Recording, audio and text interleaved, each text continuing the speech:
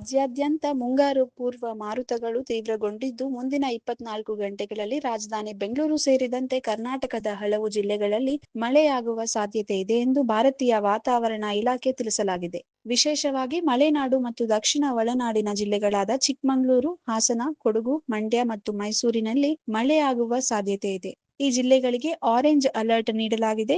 ಇದರೊಂದಿಗೆ ಬೆಂಗಳೂರು ನಗರ, ಬೆಂಗಳೂರು ಗ್ರಾಮಾಂತರ, ಕೋಲಾರ, ಚಿಕ್ಕಬಳ್ಳಾಪುರ, ಚಿತ್ರದುರ್ಗ ಮತ್ತು ತುಮಕೂರು ಜಿಲ್ಲೆಗಳಲ್ಲಿಯೂ ಸಾಧಾರಣದಿಂದ ಭಾರಿ ಮಳೆಯಾಗುವ ಸಾಧ್ಯತೆ ಇದ್ದು, ಈ ಭಾಗಗಳಿಗೆ ಯೆಲ್ಲೋ ಅಲರ್ಟ್ ಜಾರಿಗೊಳಿಸಲಾಗಿದೆ. ಕರಾವಳಿ ಮತ್ತು ಉತ್ತರ ಒಳನಾಡಿನ ಬೆಳಗಾವಿ, ಧಾರವಾಡ, ಗದಗ ಹಾಗೂ ಕಲಬುರಗಿ ಜಿಲ್ಲೆಗಳಲ್ಲಿ ಕೆಲವು ಭಾಗಗಳಲ್ಲಿಯೂ ಗುಡುಗು ಸಹಿತ ಮಳೆಯಾಗುವ ಮುನ್ಸೂಚನೆ ಇದೆ. ಕರಾವಳಿ ಭಾಗದ ಉಡುಪಿ, ಉತ್ತರ ಕನ್ನಡ ಹಾಗೂ ದಕ್ಷಿಣ ಕನ್ನಡ ಜಿಲ್ಲೆಗಳಲ್ಲಿ ಕೆಲವೆಡೆ ಬಿರುಗಾಳಿ ಸಹಿತ ಸಾಧಾರಣ ಮಳೆಯಾಗುವ ಸಾಧ್ಯತೆ ಇದೆ. ಸಮುದ್ರ ತೀರ ಪ್ರದೇಶದಲ್ಲಿ ಗಾಳಿ ವೇಗ ಹೆಚ್ಚಾಗುವ ಹಿನ್ನೆಲೆಯಲ್ಲಿ ಮೀನುಗಾರರಿಗೆ ಎಚ್ಚರಿಕೆ ನೀಡಲಾಗಿದೆ. ಸಮುದ್ರಕ್ಕೆ ತೆರಳುವವರು ವಾತಾವರಣ ಇಲಾಖೆಯ ಮಾಹಿತಿಯನ್ನು ಪರಿಶೀಲಿಸಿ ಮಾತ್ರ ಮೀನುಗಾರಿಕೆ ತೆರಳಬೇಕು ಎಂದು ಸೂಚಿಸಲಾಗಿದೆ.